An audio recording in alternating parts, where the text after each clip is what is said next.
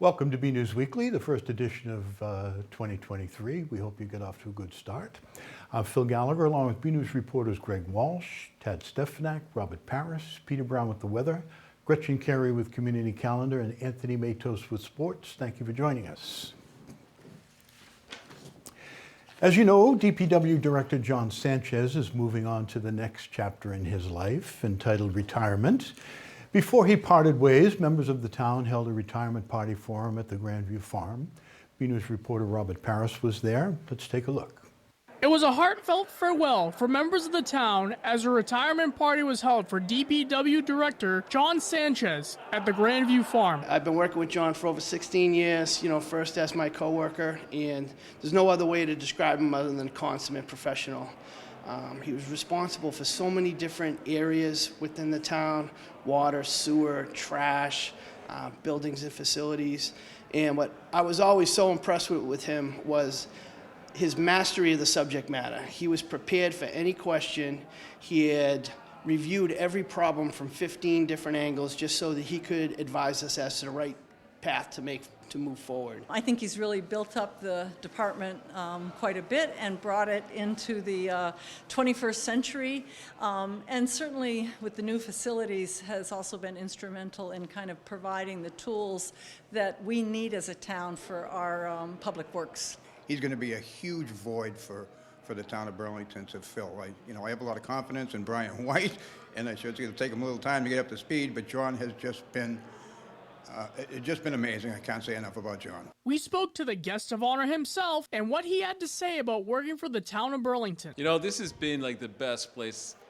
I worked in many places before I came here, but by far, this is the best place to work for, both when it comes to staff, but also when it comes to town officials and people. So it's been a terrific time here for my last 16 years. Sanchez said one of the most difficult things he'll be leaving behind is the people in the community. That's probably going to be the worst part. I made very, very good friends, many friends around here, and we enjoy coming into work and solving problems, and I'm going to miss that part, interacting with residents, people in general, town officials, so that's going to be probably the hardest part.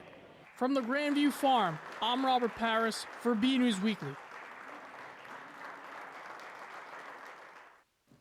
The Fire Chiefs Association of Massachusetts President James Viona sent out a press release this week regarding recent fire chief retirements, including heartfelt congratulations and well wishes to Burlington Fire Chief Mike Patterson, as well as Lynn Fire Chief Stephen Archer and Wellesley Fire Chief Richard Delory. All three chiefs served their communities with the utmost professionalism and dedication throughout their careers. Chief Patterson has been a longtime Fire Chiefs Association member who contributed greatly to the organization over the years. Chief Patterson is officially retired as of today, January 6th, after 34 years of service. BNEWS recently sat down with both Chief Patterson and DPW Director John Sanchez for a detailed look at their careers. You can see both programs at bcattv.org/news-programs. Excuse me.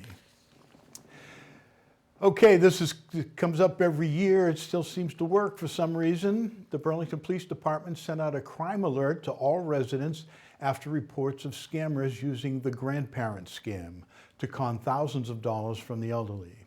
Multiple Burlington residents have been scammed out of tens of thousands of dollars in recent weeks, being targeted with scary phone calls that claim their grandchildren are in serious legal trouble. The scammers request money for bail or for a lawyer, and they say that cash is needed immediately. They instruct victims to withdraw large sums of cash and then send a courier to pick up the cash at the victim's home.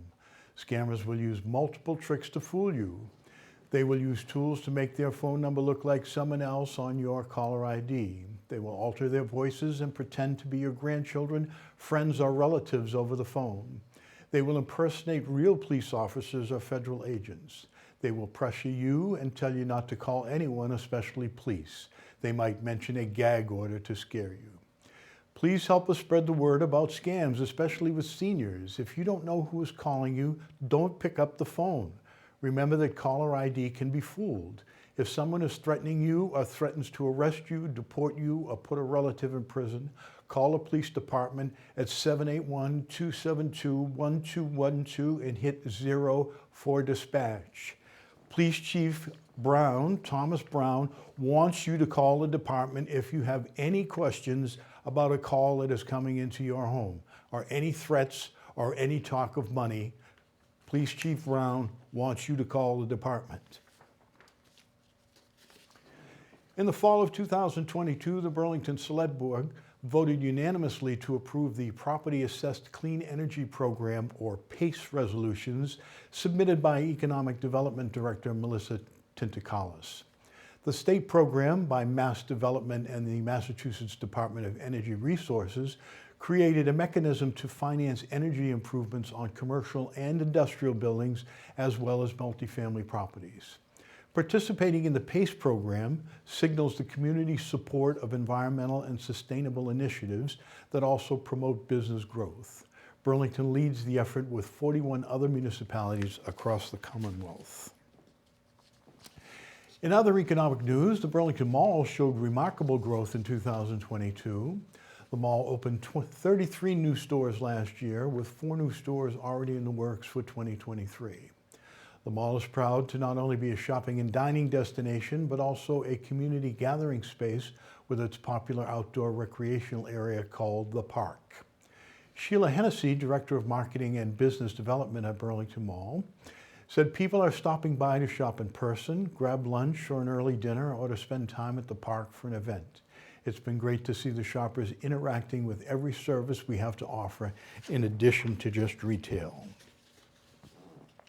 Cigars and More, located at 64 Middlesex Turnpike, has had its license suspended as of January 1st for alleged non-payment of taxes on its tobacco products and electronic nicotine devices. The suspension will last 30 to 90 days. Burlington Health Agent Marlene Johnson was informed of the pending license suspension by the Department of Revenue, which collects taxes for the state. When reached for comment, a manager who asked not to be named said the establishment does not owe any taxes. However, it will be closed until February 15th for reasons other than taxes. The manager added that the store has not received any notifications from the state. Nick Huvardis, whose Nick's Place in Lexington has been a mainstay for over 31 years, has started a second place in Burlington, where the Burlington House of Pizza stood for decades. BNEWS producer Greg Walsh visited Nick and found out it's more than just a pizza place. Let's look. Welcome to Nick's Place Roast Beef and Pizza at 114 Cambridge Street in Burlington. Nick Huvardis has been here almost a month, but his opening has been a soft one. He basically unlocked the doors until his staff gets ramped up. Well, like I said, we really haven't been pushing. Like within the next month or so, I'll be sending out menus and stuff. But I'm just trying to get fully staffed here. So be patient with us, I guess.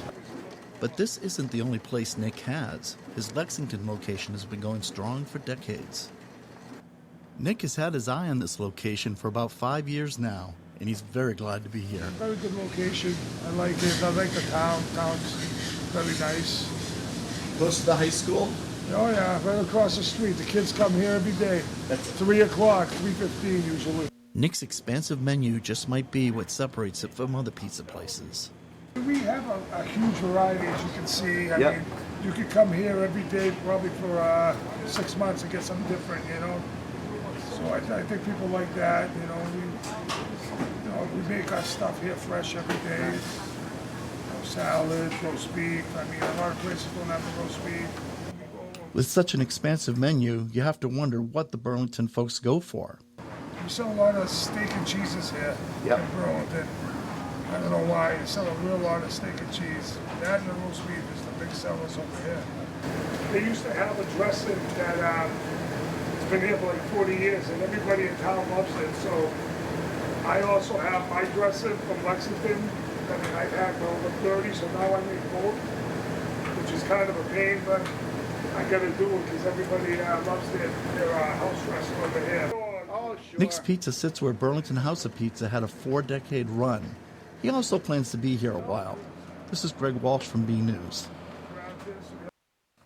Burlington Veteran Service officers Chris Hannafin and Bob Davis of Woburn teamed up with the Wilmington-based nonprofit iPods for Wounded Veterans for an afternoon of appreciation that brought music and joy to some 80 veterans at the American Legion Hall. Although iPods are now obsolete, electronics such as Bose headphones, Amazon Fire Sticks, and tablets and laptops were donated through grants and donations to local vets, including a 102-year-old veteran who survived Pearl Harbor. iPods for Wounded Veterans was founded by the U.S. military veterans in 2011. The Burlington Parks and Recreation fitness programs are picking up speed with their latest offering of spin classes in the new year. BNEWS reporter Tad Stefanak caught up with fitness director Kristen Gonzalez for more on the new program. The Burlington Parks and Recreation Department has a new spin on getting in shape. We have spin bikes. We just got these in last month. We're going to be adding spin classes into our winter brochure. Right now we have 7 bikes total, so it'll be a small class instructor up to 6 people. So these pedals are great because you can wear regular shoes, which will slide right into the top. And if you do have spin shoes, you'd flip the pedal over and they'd clip right in. So either way, if you already have shoes and you're interested in going for that regular spin class and using your old spin shoes, you can. If you want to just wear sneakers, it's a great cardio workout. And as you can see, all of the bikes have their own monitor that you're able to track your own time, your speed, your distance, and your calories burned. So it's excellent because every time you come back to class, you can sort of refer back to the numbers from previously and maybe set different distance goals. So it's an excellent way to monitor your progress over the 10 to 12 week sessions. A lot of people like to do cross training. So if you're a runner, you like to do cross training with weightlifting. You can add incline, which is super easy down here. So you're able to climb hills and work the legs a little more. There's different positionings on the bike, so you can do more of a core focus. That's an awesome cardio workout. So you burn a lot of calories, short amount of time, very limited space, so I recommend signing up as soon as possible. Like I mentioned earlier, we only have 6 spots right now. And as the classes fill, we'll probably get some more bikes in. You can go right online and register. Even the Parks and Recreation staff are getting in on the fun and fitness of spin class. Hello, Director of Parks and Recreation. Spin at the Rec, it's an awesome community. You want to come in, get your workout in, feel good, be energized for the day. This is the class to do it. There's no way you're leaving here without feeling good. Again, it's a total body. I'm huge into running, and I also like to use the bike because it's less on the joints too. So if people are having issues with hip, knee injuries, it's an awesome way to still get that heart rate up and burn the same amount of calories without getting on the treadmill. From the Burlington Parks and Recreation Department, I'm BNews reporter Tad Stefanak. Lindsay Bullock, a senior at Burlington High School, is making one of her senior projects count. Bullock is working with the Red Cross to put on a blood drive on Wednesday, February 22nd from 10 a.m. to 3 p.m. It will be held at Grandview Farm, 55 Center Street. She said her goal is to address the blood shortage in the U.S. Bullock said she's known people who've needed blood and they didn't have access to it and wanted to make sure if people need blood that they can get access to it. Bullock's goal with the Red Cross is to raise 30 units of blood. For more on donating blood, visit the Red Cross website and put in the Burlington 01803 zip code and use Find the Date feature in the advanced search. 350,000 people in the U.S. have a cardiac event every year. Almost none of them are surrounded by the top-tier medical personnel and facilities of a National Football League stadium, as was the case with Buffalo Bills player Damar Hamlin. Dr. Wayne Saltzman, who serves as the Burlington Board of Health in a clinical support capacity, explained that a cardiac arrest is the stoppage or interruption of the electronic activity in the heart. A heart attack is due to lack of blood flow to the heart muscle. Cardiac arrest and heart attacks take place every day, with a majority of them happening in the home. Dr. Saltzman recommends gaining an understanding of basic life support process, contacting 911, and being able to use an automatic electronic defibrillator, or AED. All Burlington town buildings are equipped with AED devices. American Red Cross instructor Lori Becker offers adult and pediatric CPR, AED, and first aid training through the burlingtoncpr.com. The simple fact is learning basic life support can be the difference between life and death for you or your loved ones. Excuse me. And now we'll look at Burlington's weather forecast with meteorologist Peter Brown and the community calendar with Gretchen Carey. Well, hello everyone, this is Peter Brown with the Look at Your Weather for the next 7 days. I hope you all had a very happy holiday season. I know it's hard to believe that those are behind us now, but Happy New Year to all of you. I know it's hard to believe we are into 2023 now. As we start out our period on Friday, we're going to be seeing temperatures very typical for the first week of January to only be in the mid-30s, and that's about where we're going to be, so very average temperatures, nothing too surprising there, but unfortunately a far cry from that really warm weather that we saw a couple of days prior to Christmas. Of course, as we head closer and closer into the middle of winter, we notice that our sunsets are getting later and later, so we're adding a little bit of time onto those sunsets, which is great news out there for the next 7 to 10 days. And looking at our temperature map, they're expecting us to have a slight chance of above average temperatures. I'm seeing that as well, especially if you start out the work week, Monday, Tuesday, and Wednesday, where we may see temperatures again around 40, so not too bad for the middle of January. As we look at our precipitation chances again, something we don't like to see in the winter too much when they're expecting us to have above average precipitation.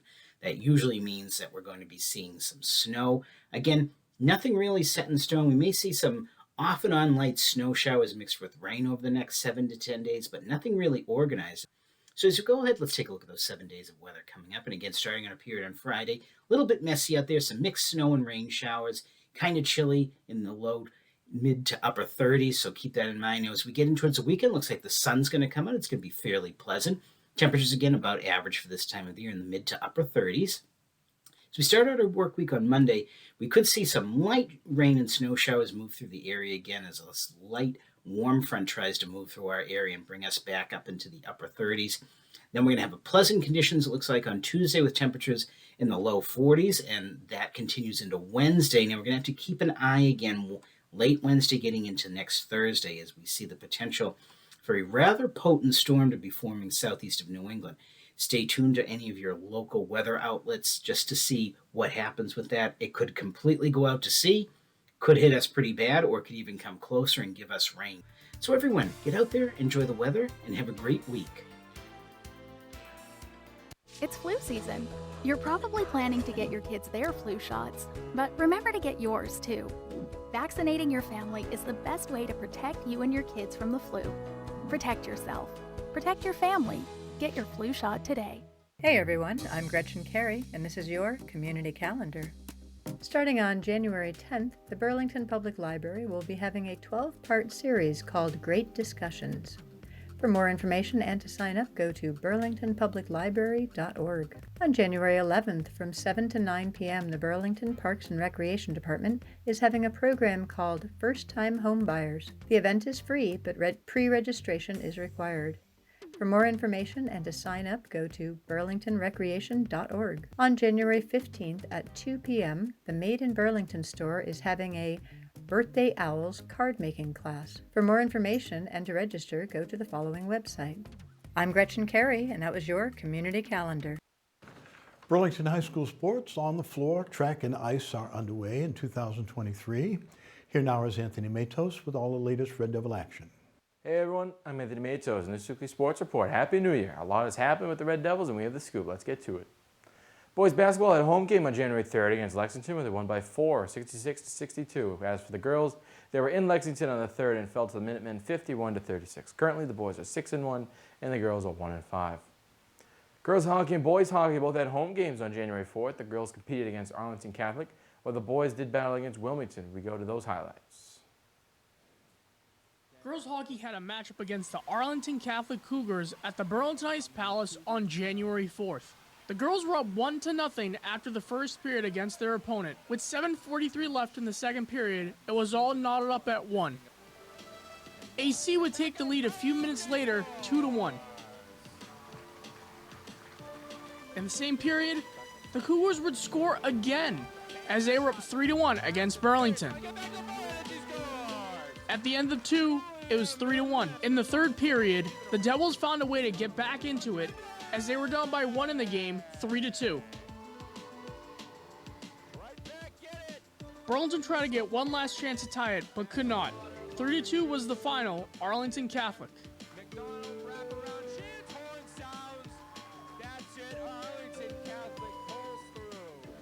Boys hockey had a matchup against Wilmington on that evening as well. 12 seconds into the first period, Wilmington scored first, 1-0. Devils tied it up later on, 1-1.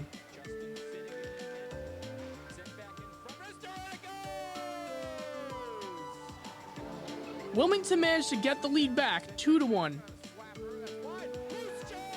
2-1 Wildcats after the first period.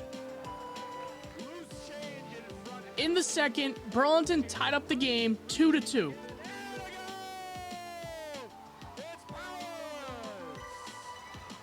On a power play, the Devils took the lead over the Wildcats 3-2. Wilmington would answer as they tied up the game again 3-3.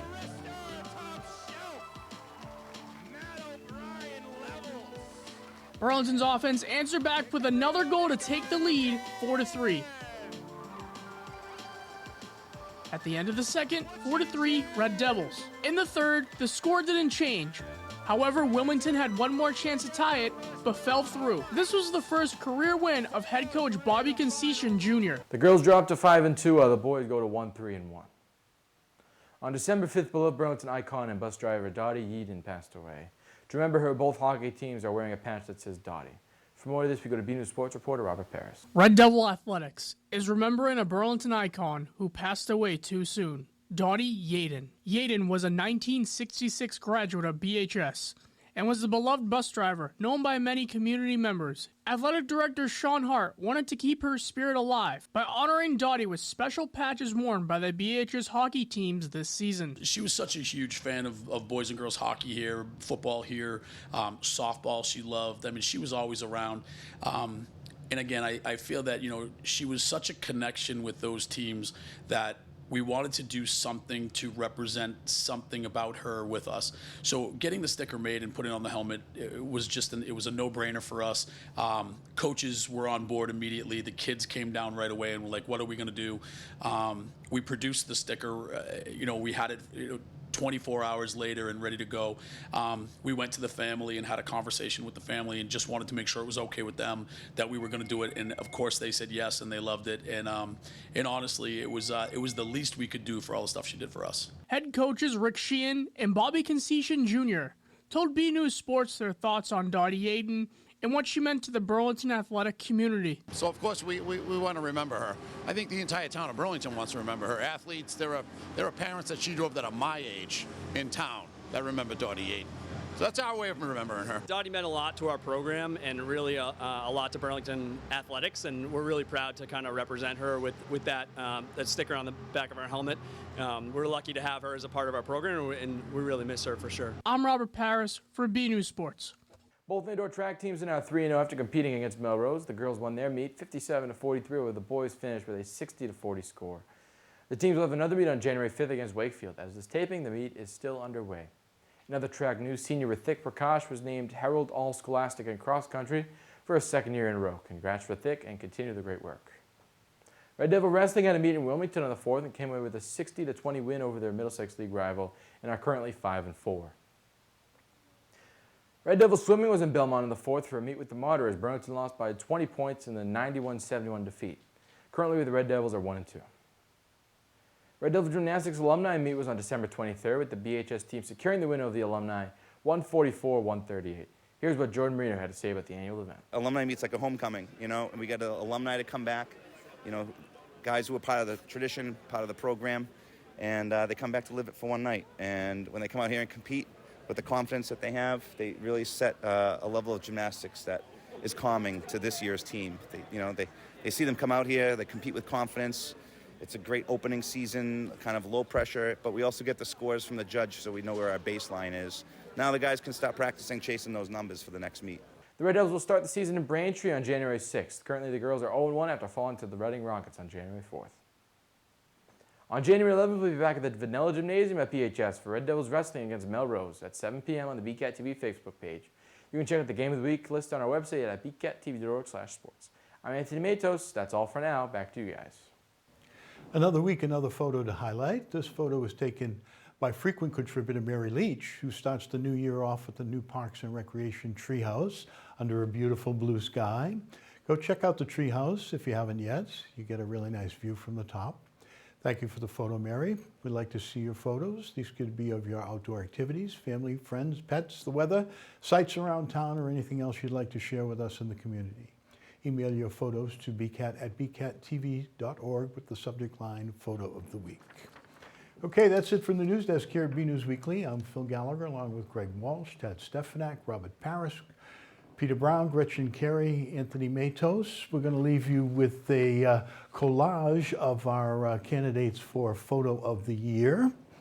We are holding an annual contest for you and to select Burlington Photo of the Year from the 52 photos in 2022. You can visit bcattv.org to view the gallery and vote. And we leave you now with that montage. Thank you for joining us.